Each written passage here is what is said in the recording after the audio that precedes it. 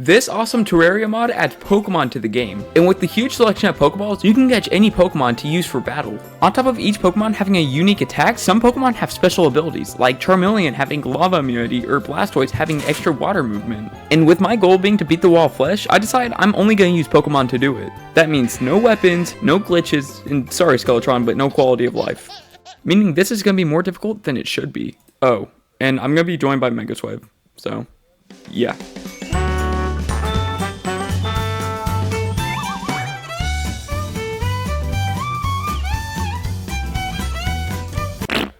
Okay, so for a little context, Megaswave has never played Pokemon before, except for the one time that was Seffi forced him to. So, reasonably, he was very confused. What the hell? Dude, there's a Magmite level 5 over here. You killed him! Oh. No! Just like the maniac he is, Megaswave started mindlessly killing any Pokemon we came across, but that's because we can't catch anything yet. We have to craft Pokeballs first. Okay, so how do we make Pokeballs? Okay, so from what I've seen, we need iron, and we need apricots of different colors. And to get apricots, we plant these orange seeds, and we just wait for them to grow. There's a Weedle over here. So, oh my god, there's a Pidgey! Level 2! Now, since Megaswave was so adamant about catching some Pokemon, I decided to take the liberty of getting the Pokeballs myself. The only thing we need for that is iron. But unfortunately, we didn't have a starting cave, meaning iron was going to be way more difficult to come across. But that wasn't the only problem we were facing, because we were having really bad connection issues. It's smooth sailing, truh. This one sentence was the start of something beautiful, just only in the eyes of Megaswave. Because he said this every single time we had connection issues. And considering my computer's the last computer that Artesian Builds ever sent out, that means he did it a lot. Luckily for me, we found a cave before any more issues occurred. And I did all achievements twice before. It's mine! It's okay, I just want the cobwebs. We need like 350 cobwebs, by the way. Oh, 350? That's not much. Oh, wait, no. Oh. It's just not there, okay. There's an empty trap. Okay, so there's an item we're gonna need to heal our Pokemon called the Pokemon Healer. We need a bunch of life crystals, 5 mana crystals, and 20 iron. This is for the Pokemon Center. Oh, good god, that is expensive. With the 2 main items we need in mind, I decided to go for the Pokeballs, and Megaswave decided to go for the healing station. So Pokeball Center, that's priority number 1. I decided to do the most useful thing possible, and I started digging a elevator. This way I can also get some iron while giving us something we can use later on. And luckily enough for me, I found 5 iron bars, meaning I completed my goal before Megaswave. And yes, it was a competition. He just didn't know he was competing. Meaning finally, we can catch some Pokemon. And I instantly set my eyes on this lone innocent Caterpie. Hey Mega, look what I got.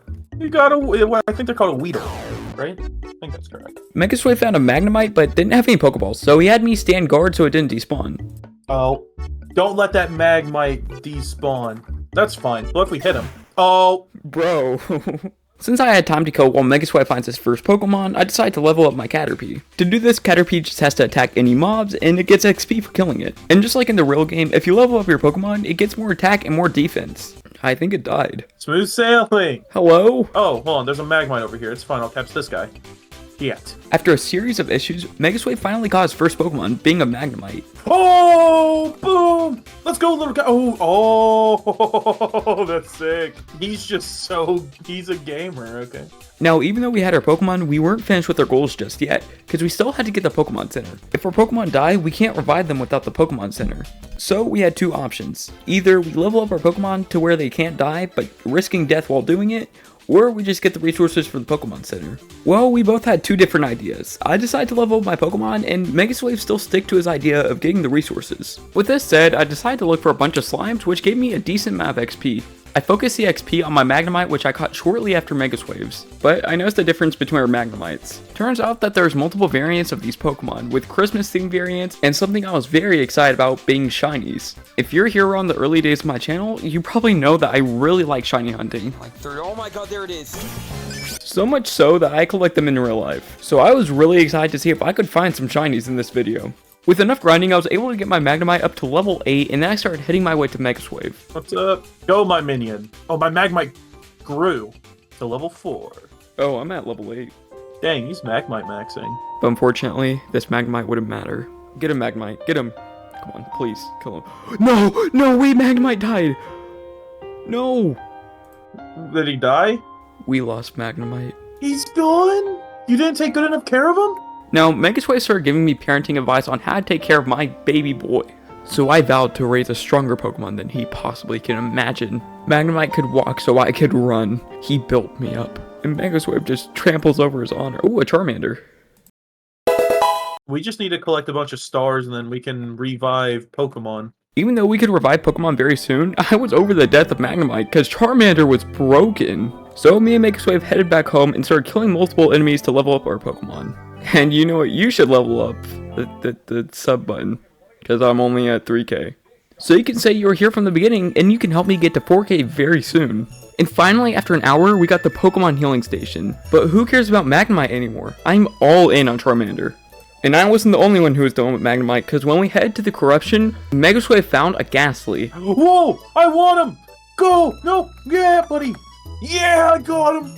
And this Ghastly was a sign that everything was about to go uphill. Because soon after, there was a slime rain, which means we could grind our asses off and level up our Pokemon by a ton. This one event brought my Charmander from level 9 to level 15. And this was thanks to Megaswave because he did build a pretty good platform that we could farm on. But we forgot to take into account that the slime rain summons a slime. A big one at that, being King Slime. Now, you think we would be able to tank him with our overpowered Pokemon, but that wasn't the case. Both of us ignored actually getting armor and getting resources for ourselves and put all our attention on our Pokemon. That's what I thought until I got a huge ego boost by my Charmander evolving. So do they have like evolved forms and such? Oh shit, they do. Yeah. This one Charmeleon made me feel invincible. Was I? No. But with my ego high and defense low, I decided to go fight the Eater of Worlds. We got this. You think we can take on Eater of Worlds? Probably. This is gonna go great. Why is he just standing there? He's doing great. Oh, there we go, there we go. Yeah, he's gone. Hold on, stay here. I'm gonna revive my guy. You did not stay there. So instead of going for Eater of Worlds, we decided to take some smaller steps, like killing the Cthulhu. Just survive for like 10 more seconds. Uh-oh. Oh, hold on, we might have a chance. Oh, never mind, it despawned. Hey, I just checked and I have infinite obsidian skin. I'm pretty sure certain Pokemon have like status effects that they give you. Really? I did not know that. I'm getting a life crystal detected nearby, so I imagine we might have a life crystal nearby.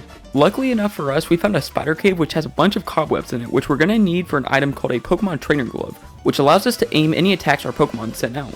But for that, we're going to need 350 cobweb each. Also, another bonus for the spider cave is that each spider that we kill gives us 100 XP. And you probably guessed, but the stronger an enemy is, the more XP it gives out. And as of right now, it takes about 1000 XP per level for my Charmeleon to level up. But there is something to look forward to.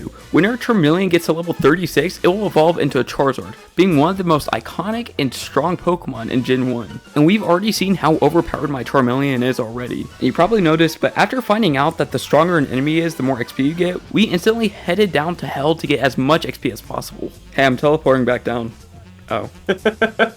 After leveling up my Charmeleon enough, I thought it would be time to fight the Eater of Worlds again. Which, at first, it was going pretty good, until I died.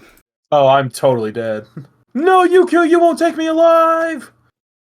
And it seemed like no matter what we were doing, nothing would work. Time after time, it just wasn't enough to do any damage to the Eater of Worlds. The only thing we could think to do was kill the Cthulhu enough to push us up a few more levels and see if that just does enough damage. Following right after that, we had a Goblin invasion, allowing us to get a ton of XP. This allowed Megaswave's Ghastly to turn into a Haunter, and we can only hope that that will push us to have enough attack power. But just in case that wasn't enough, we had a backup plan. We would head to the Shimmer and get some gym critters, turn them into their respective gyms, and that will give us resources to craft an item called the Mega Stone.